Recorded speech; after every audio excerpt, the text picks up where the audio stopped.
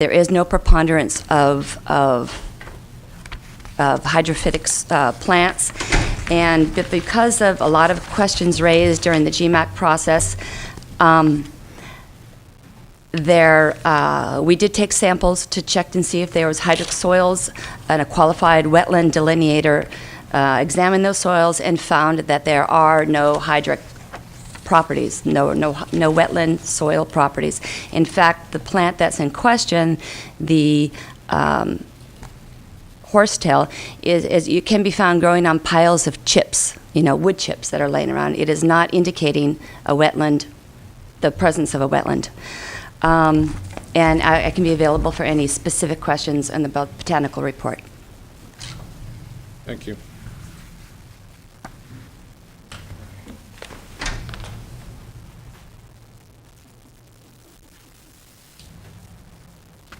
I'm George Rao, engineer for the project, and I'm going to have to hurry. I got some key points I'd like to hit on. I've passed you out these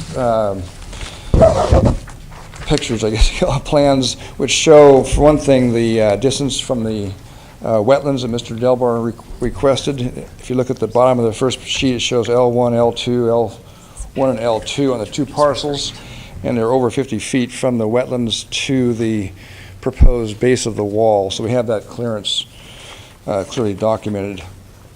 I think I'll cut right to the chase, and I think there's a lot of misunderstanding about this wall and what it's going to look like.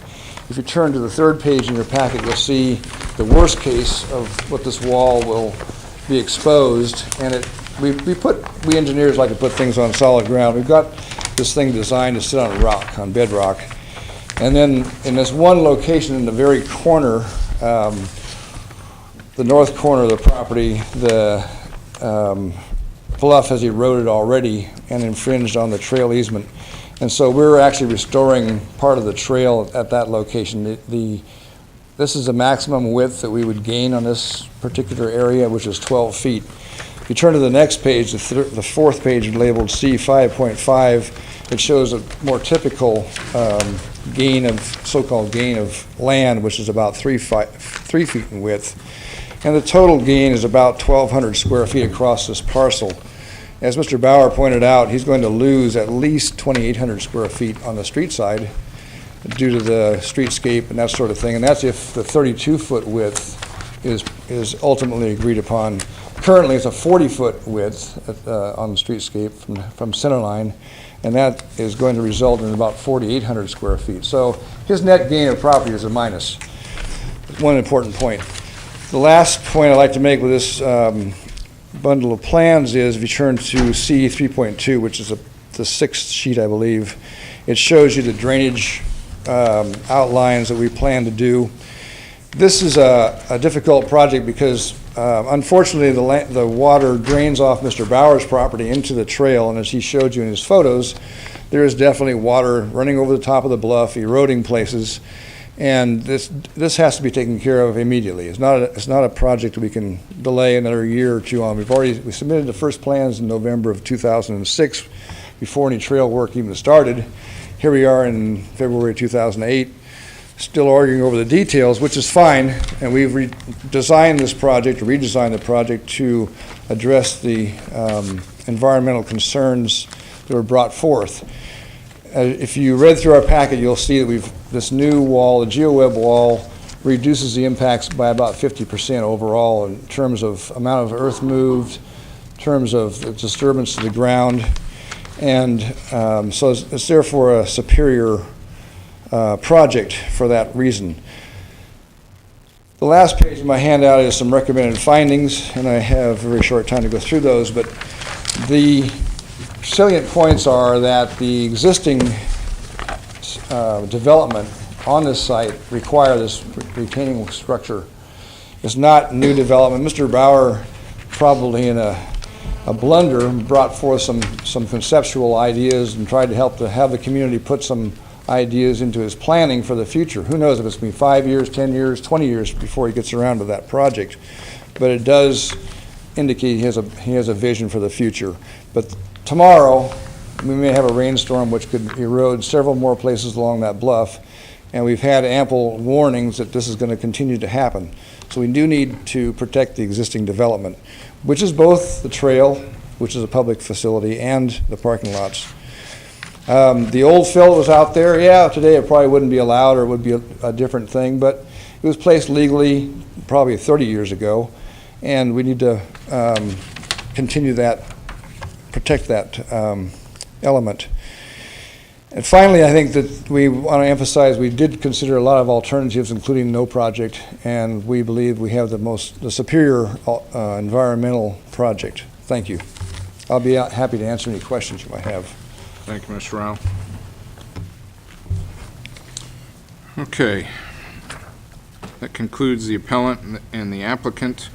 To the clerk, any last-minute correspondence or telephone calls received? Yes, we have quite a volume of correspondence the board has received. It's in a board route file, and I think you've all reviewed it. Okay. We'll now move to public input on the project. I have a number of speaker cards. If you do wish to speak to the item, please fill out a card and present it to the clerk. I'll place you in order of your submission, and please keep your comments to 3 minutes and stay on task. I have 11 comments to date, and so that's over 30, almost 40 minutes of time. So we'll take them in order, and the first speaker will be William Hay, followed by Sid Waterman, please.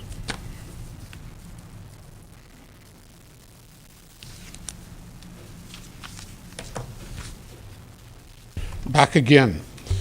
Board, I would like to suggest, I was born and raised there.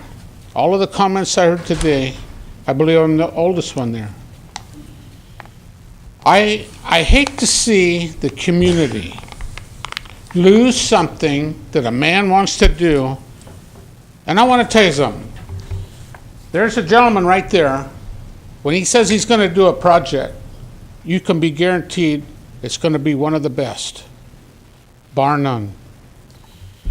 He's been a very, very real good person in that community. He's fixing these buildings. He's trying to do what's right. His family's there. I've been there. I'm just saying, yes, maybe there's some plants out there. Yeah, maybe the old wood blocks they put up there for the retaining wall years ago, we all know they weren't going to last. They lasted a long time, but they need fixing. If he doesn't fix them, these other folks aren't going to fix them. He's got, if you've been down in Gualala on a busy day, there is no place to park.